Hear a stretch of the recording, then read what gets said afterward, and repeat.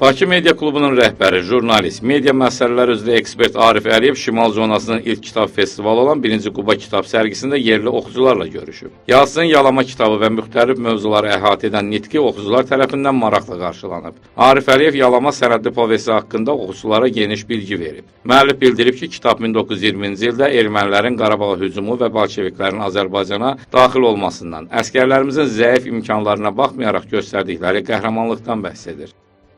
Belə bir tarixin yazıya alınması, bədii şəkildə, publisistik şəkildə ifadə olunması tarixi gerçəklərin müəyyən bir formada gənclərə çatdırılmasıdır. Biz bunları öyrənməliyik, tariximizi bilməliyik. İşğalçı orduya qarşı çıxmış həmin o 350 əskərin xatirəsini əbədiləşdirməliyik. Onlara Yalamada ya bir başqa yerdə abidə qoyulmalıdır, adları tapılıb, həkk olunmalıdır.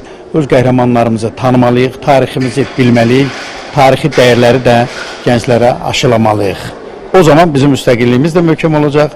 O zaman bizim müstəqilliyimizin qorunması üçün qarantlar da çox olacaq. Görüş oxucuların sual-cavab formatında davam edib. Arif Əliyev həmçinin gələcək planlarından söz açıb, ona ünvanlanan sualları cavablandırıb, maraq doğuran mövzuları oxucularla birgə müzakirə edib. Yalama kitabının təqdimatının məhz Qubada keçirilməsi bir dəfə mənim üçün böyük şərəfdir.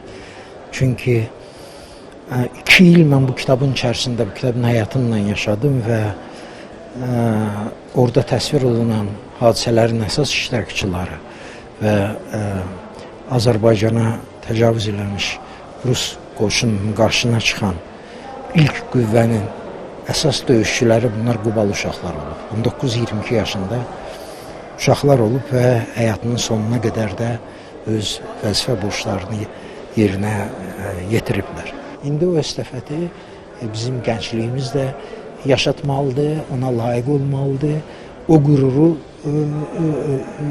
yaşamalıdır və onlara layiq bir vətən qurmalıdır.